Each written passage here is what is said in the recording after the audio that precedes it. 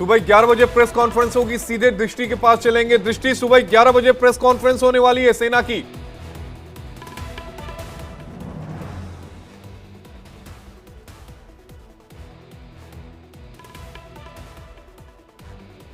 दृष्टि, आपको आवाज आ रही है? किरण, इस सवाल का जवाब आप दीजिए।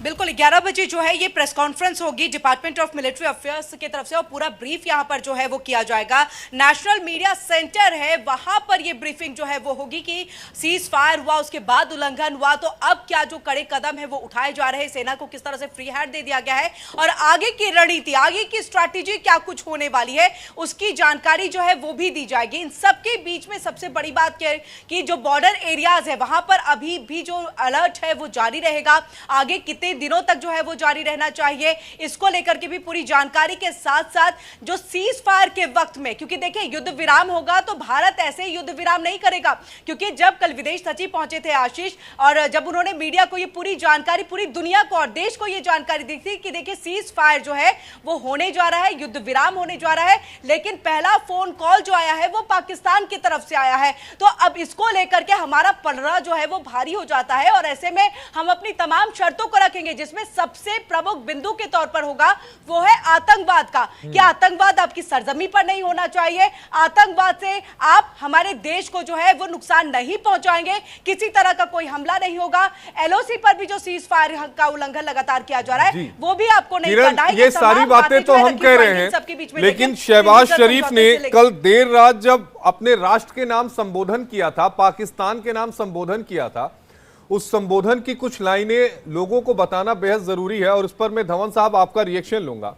उसमें उन्होंने कहा कि हमने एक बेहद शक्तिशाली मुल्क को, अपने से कई गुना शक्तिशाली मुल्क को घुटने टेकने पर मजबूर कर दिया। ये वो लाइन थी शहबाज शरीफ की, ये बताना अपने दर्शकों को बेहद जरूरी है। हम भले ये कहें कि सीज फायर के लिए पहले पाकिस्तान की तरफ से फोन आया, लेकिन हमें यह भी बताना पड़ेगा कि पाकिस्तान की हुकूमत इस पूरे सीज फायर को लेकर क्या कुछ कह रही है। धवन जी, मैं आपके पास आऊंगा। संदीप धवन जी, आपका बेहद स्वागत है इंडिया डेली में। पहला रिएक्शन आपका। जय हिंद, नमस्कार। तो ये बहुत ही इंपॉर्टेंट मुद्दा चल रहा है इस समय। मैं 2-3 पॉइंट्स पहले भारत के बारे में बता दूं कि भारत की जनता में इस समय, आपको ही पता होगा और सब जो जानकार हैं सबको पता है कि काफी रोष है, काफी गुस्सा है कि संदीप धवन जी, मैं उस पे आऊंगा। मेरा ये फोन है ना, कल देर रात से बज रहा है। बज इसलिए रहा है ना कि 100 से ज्यादा कॉल है। लोग पता है क्या जानना चाहते हैं? जानना ये चाहते हैं कि सीज फायर क्यों किया गया, क्यों भारत ने ये समझौता किया। तो ये जो कल इनकी कॉन्फ्रेंस हुई है पाकिस्तानी प्राइम मिनिस्टर की, ये एक साइकोलॉजिकल वॉरफेयर चल रहा है। एक काइनेटिक वॉरफेयर के साथ साथ एक साइकोलॉजिकल वॉरफेयर चल रहा है, और ये अभी से नहीं चल रहा है, काफी दिनों से चल रहा है। अगर आप किसी भी इंटरनेशनल मीडिया को उठा के देख लें, चाहे वो पब्लिकेशन हो, चाहे वो टीवी हो, वहां पे पाकिस्तानी पत्रकार आर्टिकल लिख रहे हैं जिसमें वो उनका जो भी नैरेटिव है पाकिस्तान का, गलत सही सब मिक्स करके, क्योंकि याद रखिए कभी भी आप नैरेटिव को बनाते हैं, अगर आप प्रोपेगेंडा करते हैं तो उसको आपको सच्चाई के साथ उसमें बहुत आराम से और प्यार से झूठ को डालना पड़ता है, जो कि नॉर्मल पब्लिक को कभी भी समझ नहीं आएगा।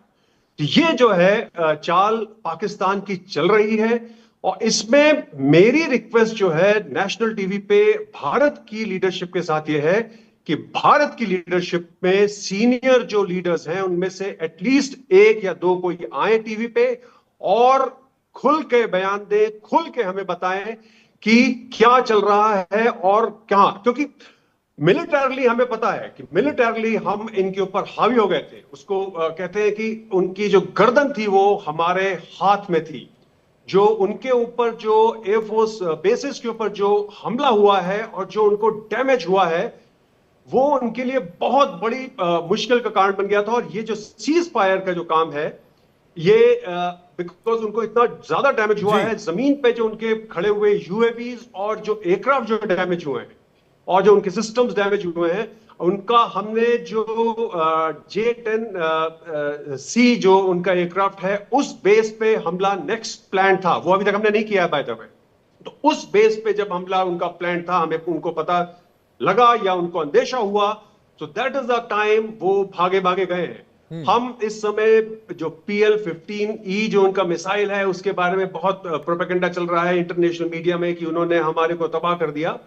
ये बताना चाहूं कि 50% ऑफ ये जो उनकी मिसाइल दागी गई थी, ये डट थी, फेल हो गई, और ये बात उनको पता थी। उनका जो एयर डिफेंस सिस्टम था वो तो इवन 10% सक्सेसफुल नहीं था। तो एक तरह से देखा जाए कि उनका डेसिमेशन हो गया था, उनकी गर्दन हमारे हाथ में थी। लेकिन नैरेटिव जो एक होता है, एक जो प्रोपेगेंडा होता है वॉर, उसमें वो थोड़ा हमसे आगे चल रहे हैं। तो ये हमें बनाना है, ये हमारे आपने एक बहुत अच्छी बात की। इस पर मैं संजीत जी का एक रिएक्शन लूंगा। धवन साहब, संजीत जी, धवन साहब को आपने सुना, उनकी एक बात मुझे बहुत अच्छी लगी। अच्छी इस बात के लगी कि भाई एक नेता आए, एक लीडर आए जो ये सीधा स्टेटमेंट दे कि ऐसा क्यों हुआ, क्यों युद्ध विराम किया गया, क्या शर्तें हैं। जनता के दिमाग में, मन में जो कंफ्यूजन है, उन कंफ्यूजन का, उन सवालों का जवाब देना चाहिए, और जवाब मिलना हमारी आवाम का हक है। बिल्कुल अश्विन, बिल्कुल मैं आपकी बात से आशीष जी सहमत हूँ। और धवन साहब जो बोल रहे हैं बिल्कुल एग्जैक्टली यही मैं सुबह से बोल रहा हूँ कि जो 11 बजे ब्रीफिंग होगी, वो कर्नल साहब जो मिड लेवल के ऑफिसर्स हैं वो ब्रीफिंग करेंगे। उसमें तो वो सिर्फ वो बताएंगे क्या हुआ है, लेकिन वो उस ना उनकी इतनी क्रेडिबिलिटी कि वो ये बताएं कि जी सर, इसका तो डिफेंस मिनिस्टर को या फॉरेन मिनिस्टर को आना चाहिए और ये बताना चाहिए कि हमने सीज फायर एक्सेप्ट की, और सीज फायर एक्सेप्ट करने की ये वजह थी।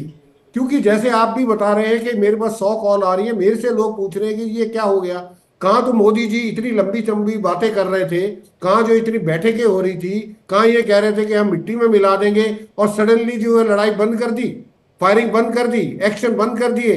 क्या हम पाकिस्तान को टाइम दे रहे हैं? जो उनके एयर बेसिस बर्बाद हुए हैं, जो उनकी जो है स्ट्रिप जो है वो बर्बाद हुई है, वो तो आप जैसे आप सुबह डिस्कस कर रहे थे, वो तो 40 मिनट में जो है सीमेंट सूख जाता है, तो इसका मतलब दोबारा वो तैयार हो गए। तो मुझे ये लगता है कि इसके लिए बहुत जरूरी है, और ये जितनी जल्दी होगा भारत सरकार इसके ऊपर जो है रोशनी डाले कि क्या मजबूरी रही मोदी सरकार की कि उनको जो है ये सीज फायर एक्सेप्ट करनी पड़ी। और धवन साहब जो कह रहे हैं कि हमने उनको दबोच रखा था, उनकी गर्दन हमारे आती। शहबाज शरीफ कुछ भी बोलता रहे, लेकिन हमको तो पता है ना सच्चाई क्या है। जब हमको पता है सच्चाई क्या है, तो हम पीछे क्यों हटे? क्यों हमने ये जो है अब जो है 24 घंटे हो जाएंगे शाम को 5 बजे तक, 24 घंटे हमने क्यों चुप बैठे हैं? क्यों हम उन सवालों का जवाब जिसको लेके हमने लड़ाई शुरू करी थी कि हम जो है दहशतगर्द को खत्म कर देंगे, दहशतगर्दी को, क्या वो खत्म हो गया? भारत सरकार अगर ये कहती हाँ जी ये खत्म हो गया, अब पाकिस्तान जो है इसके बाद कभी दहशतगर्दी भारत में नहीं फैलाएगा, कभी मासूमों की हत्या नहीं करेगा, तो इट इज एक्सेप्टेबल। अनुज जी से इस पर रिएक्शन ले लेता हूं। अनुज जी, आप क्या सोचते हैं? देखिए, मैं आपको इतना बता रहा हूं कि हमको जो दहशतगर्दी है उसके खिलाफ जो टॉलरेंस लेवल है वो बिल्कुल हमने इस ऑपरेशन सिंदूर में इस बात को बिल्कुल साफ कर दिया है कि बिल्कुल हम किसी भी कीमत पे इसको मंजूर नहीं करेंगे। मैं कल संजीत का एक जवाब देना चाहता हूं। मैंने 2 बातें आपने जो कही मैंने कभी नहीं कहा था। मैंने ये नहीं कहा था कि सीज फायर नहीं हुआ है, प्लीज आप मिसकोट हो गया है वो। और मैंने ये भी नहीं कहा था कि ये जो ड्रोन हमला हुआ है वो शायद टेररिस्ट ने किया है। मैंने ये कहा था कि सीज फायर अलग चीज होती है और सीज फायर एग्रीमेंट। मैं ड्रोन हमले की बात कर रहा था कि जो वैष्णो देवी की तरफ जो ड्रोन गया, पाकिस्तान की तरफ से ये बताने की कोशिश की जाएगी कि जो आखिरी हमला था वो हमने किया और भारत को घुटनों पर आना पड़ा। उस ड्रोन को भेजने का मतलब यह था, माता के दरबार में भेजने का मतलब यही था कि वो ये बताना चाहता था पूरी दुनिया को कि हमने भारत को घुटनों पे ला दिया। अगर मैं गलत हूं तो आप बताइए। नहीं, बिल्कुल सही है, बिल्कुल मैं आप बिल्कुल मानता। और देखिए, न केवल लाइन ऑफ कंट्रोल में ये जो ड्रोन हमला पूरे देश में हुआ है, गुजरात में भी हुआ है, राजस्थान में भी हुआ है, पंजाब में भी हुआ है, तो ये तो निश्चित है कि उनकी आर्मी ने किया है और इसमें कोई संदेह नहीं है कि क्या हुआ है। और ये बात भी हमें जानने की जरूरत है कि क्या वजह रही है इस सीज फायर की। लेकिन मैं जो बता रहा हूं वो आपको अलग बात बता रहा हूं कि जो सीज फायर का अग्रीमेंट होगा, अगर हुआ तो, पहली बात अगर हुआ तो वो अग्रीमेंट की शर्तें क्या होंगी उस पे बहुत चीज निर्भर करती है। एक दिन आप 24 घंटे उनको कुछ, और ये बात मैं पूरी तरह संजीत से पूरी तरह एग्रीमेंट में हूं कि हमने उन्हें समय दे दिया रिग्रुप करने का। और रिग्रुप का सर, आईएमएफ का जो फंड है वो आ जाएगा, हथियार खरीदेगा, आपने तैयारी का मौका दिया। हाँ, बिल्कुल बिल्कुल, मैं ये बिल्कुल मानता हूं कि आईएमएफ का फंड, लेकिन वो आईएमएफ का फंड इसमें डाइवर्ट नहीं कर पाएगा। ये बात देखिए, उनके ऊपर भी बहुत ज्यादा दबाव है। आप ये ना समझें कि वो पूरा हर चीज उनकी शर्तों पर हो रही है। बिल्कुल सर, F-16 को लेकर दबाव था। 2019 में बालाकोट में F-16 का इस्तेमाल करता है, अमेरिका चेतावनी देता है, फिर F-16 का इस्तेमाल करता है। अमेरिका की तरफ से क्या कहा जाता है? चेतावनी दी जाती है ना। 75 एयरक्राफ्ट है सर F-16, भले पुराना हो, है तो 75। नहीं, F-16 की बात नहीं है। देखिए, आप देखिए F-16 का कोई इसमें कोई, मैं यहां पर कह रहा हूं चीजों को मानने को लेकर। F-16 इन्हीं शर्तों पर दी गई थी ना कि आप आतंकवाद के खिलाफ इसका इस्तेमाल करेंगे। क्या भारत आतंकवादी मुल्क है या भारत में आतंकवादियों का कोई लॉन्च पैड है?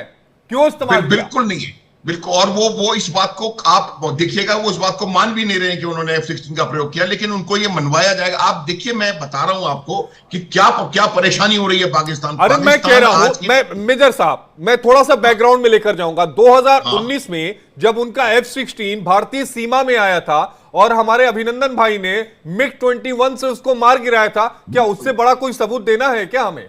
हमने तो सबूत दिया था ना। बिल्कुल, हाँ, बिल्कुल कोई सबूत देने की जरूरत नहीं है। ये मैं आपको पाकिस्तान एक रोग, ये हमने ओपनिंग सेंटेंस हमने यही कहा है कि पाकिस्तान एक रोग स्टेट है। वो उनकी आर्मी इंटरनेशनल लॉज को फॉलो नहीं करती, उनमें कोई डिसिप्लिन नहीं है, वो अपने आप अपनी हरकत करते हैं। और वो ये एक बहुत घटिया किस्म का देश भी है और घटिया आर्मी भी है। ये बात कई दफा कही जा चुकी है। लेकिन अभी जो प्रश्न है वो ये है कि हमने सीज फायर एग्रीमेंट नहीं हुआ है। ये मैं फिर बता रहा हूं, it's not cease fire agreement, it is just cease fire. और ये सीज फायर कभी भी तोड़ा जाए, एक भी हमारा जवान वहां से वापस नहीं आया है, जरा भी तैयारी में कमी नहीं हुई है, और बिल्कुल गियर्ड अप है किसी भी चीज को हैंडल करने के लिए। सीज फायर तो पाकिस्तान ने तोड़ ही दिया था। संजीत जी से रिएक्शन ले लेता हूं, उनको कहीं जाना भी है। संजीत जी प्लीज।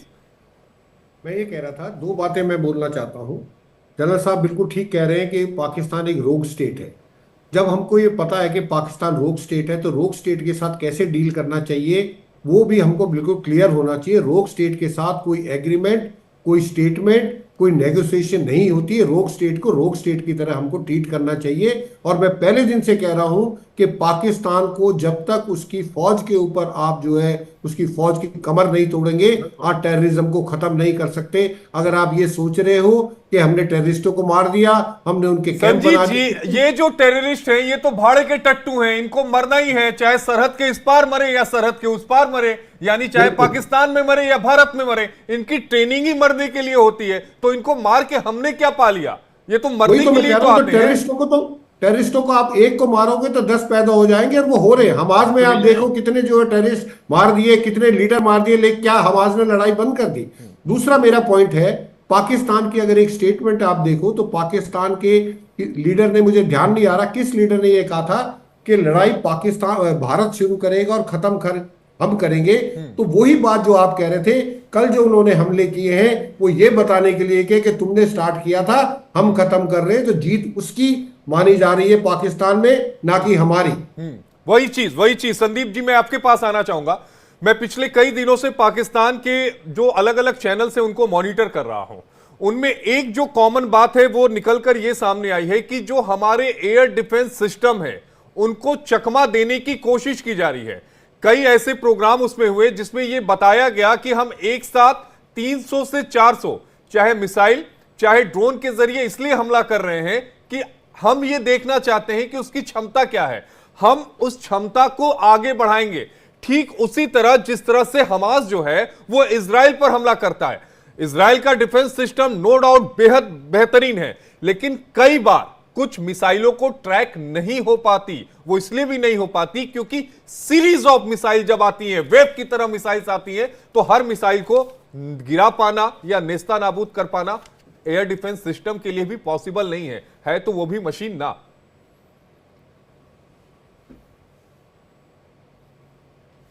मेरे से पूछ रहे हैं? अच्छा, जी जी। तो बहुत ही इंपॉर्टेंट बात है कि भारत के पास 5 लेयर्स में, ओके, 5 लेयर्स में मिसाइल डिफेंस सिस्टम है, और उसके बाद एडी गन्स और ये सब आती हैं। तो ये जो डिफेंस सिस्टम्स है उसमें सबसे जो इंपॉर्टेंट है वो पाकिस्तान के लिए, बिकॉज दूसरे जो है उनकी रेंज